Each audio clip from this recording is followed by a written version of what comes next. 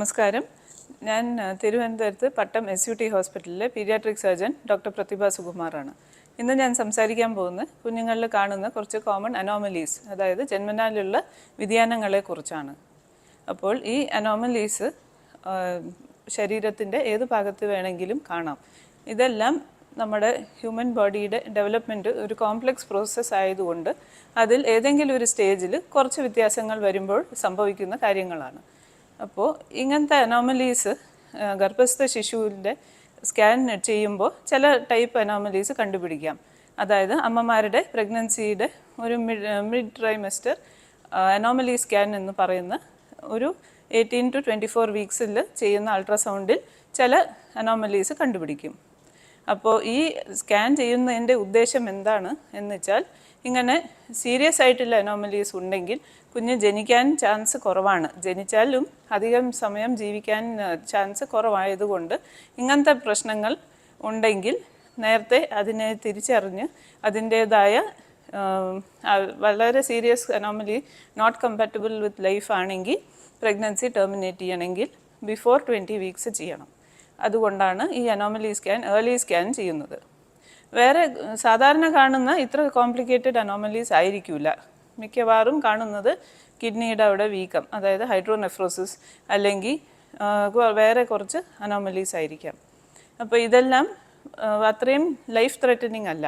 കുഞ്ഞ് ജനിച്ചു കഴിഞ്ഞ് കുഞ്ഞിനെ പരിശോധിച്ച് മിക്കതിനും സർജറി ചിലപ്പോൾ വേണ്ടി വരാം.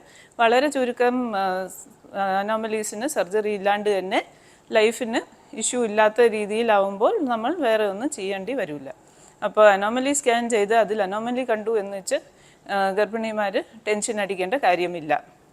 അപ്പോൾ വേറെ കോമൺ അനോമലീസ് കണ്ടുപിടിക്കുന്നത് മുറി ചുണ്ട്, ക്ലെഫ്റ്റ് ലിപ്പ്, അങ്ങനത്തെ ആണെങ്കിൽ പോലും കുഞ്ഞ് ജനിച്ചു കഴിഞ്ഞിട്ട് അതിനെ അസസ് ചെയ്ത് കുഞ്ഞ് ഒരു പർട്ടിക്കുലർ വെയിറ്റ് എത്തുമ്പോഴാണ് അതിൻ്റെയൊക്കെ സർജറി ചെയ്ത് കറക്റ്റ് ചെയ്യുന്നത്. പിന്നെ കുഞ്ഞ് ജനിച്ചു കഴിഞ്ഞ് തിരിച്ചറിയുന്ന കുറച്ച് അനോമലീസ് ഉണ്ട്. അപ്പോൾ അതൊക്കെ പേരൻസിന് ആദ്യം ഷോക്കായിരിക്കാം, പക്ഷെ അതിനെ ഉൾക്കൊണ്ട് അതിൻ്റേതായ ചികിത്സകൾ ചെയ്യാൻ പറ്റും. അപ്പോൾ ഇതിൽ കാണുന്ന കുറച്ചാണ് ഈ ആൺകുഞ്ഞുങ്ങളിൽ കാണുന്നത് മൂത്രനാളിയുടെ സ്ഥാനം മാറിയിരിക്കുന്ന ഹൈപ്പോസ്പേഡിയാസ് എന്ന് പറയുന്ന പ്രശ്നമാണ്. ഇത് വളരെ കോമൺ ആയിട്ട് കാണുന്നതാണ്. മൂത്രനാളിയുടെ ഓപ്പണിംഗ് ലിംഗത്തിൻ്റെ പെനിസിൻ്റെ ടിപ്പിൽ വരാണ്ട് കുറച്ച് ബാക്കിലോട്ട് ഇരിക്കാം. ഇതിൻ്റെ കുറേ വ്യതിയാനങ്ങളുണ്ട്.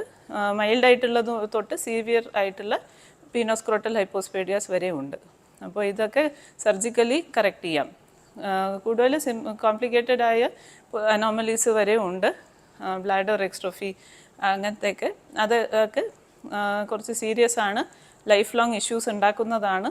പക്ഷേ അതൊക്കെ സ്റ്റേജ് ബൈ സ്റ്റേജ് പറയുന്ന അനുസരിച്ച് സർജിക്കൽ കറക്ഷൻ ചെയ്ത് അതിൻ്റെ കോംപ്ലിക്കേഷൻസും അതിൻ്റെയും പരിഹരിച്ചാൽ കുഞ്ഞിന് reasonably good quality of life കിട്ടാൻ പറ്റും.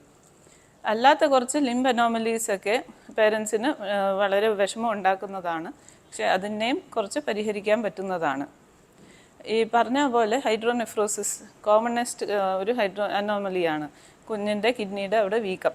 ഇത് എത്ര നേരത്തെ തിരിച്ചറിയുന്നോ, രണ്ട് സൈഡും ഉണ്ടോ, അതിൻ്റെ ഇംപ്ലിക്കേഷൻസ് വേറെ ഉണ്ടോ എന്നനുസരിച്ചാണ് അതിൻ്റെ സീരിയസ്നെസ്.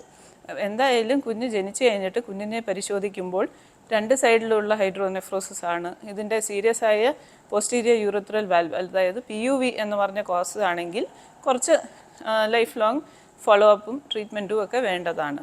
അതും അല്ലാത്ത ഒരു 90% ഹൈഡ്രോനെഫ്രോസിസ് റിസോൾവ് ചെയ്യും, അതായത് തന്നെ മാറിപ്പോകും. പക്ഷേ ഇങ്ങനെ നമ്മൾ നേരത്തെ തിരിച്ചറിഞ്ഞ അനോമലീനെ ഫോളോ അപ്പ് ചെയ്യണം, അതായത് ഇടയ്ക്കിടയ്ക്ക് പരിശോധിക്കണം. അതുകൊണ്ട് വേറെ ബുദ്ധിമുട്ട് വരുന്നില്ല. ഇത് ബുദ്ധിമുട്ടുള്ള ടൈപ്പ് അനോമലി അല്ല, സർജിക്കൽ ചികിത്സ വേണ്ടതല്ല എന്ന് നോക്കാനായിട്ടാണ് നമ്മൾ ഇടയ്ക്ക് ഫോളോ അപ്പ് ചെയ്യാൻ പറയുന്നത്. അപ്പോൾ അനോമലി സ്കാനിൽ ഒരു വ്യതിയാനം കണ്ടു എന്ന് വെച്ച് കുഞ്ഞ് ജനിച്ചു കഴിഞ്ഞ് കുഞ്ഞിനെ ഒരു തവണയെങ്കിലും ഈ സ്കാൻ ചെയ്ത് പരിശോധിക്കണം. അത് അനുസരിച്ച് വേണം ഫർദർ സ്കാനിങ് വേണോ, അതെയോ വേറെ ടെസ്റ്റുകൾ വേണോ, അതെയോ സർജറി പോലത്തെ ചികിത്സകൾ വേണോ എന്ന് നോക്കാൻ.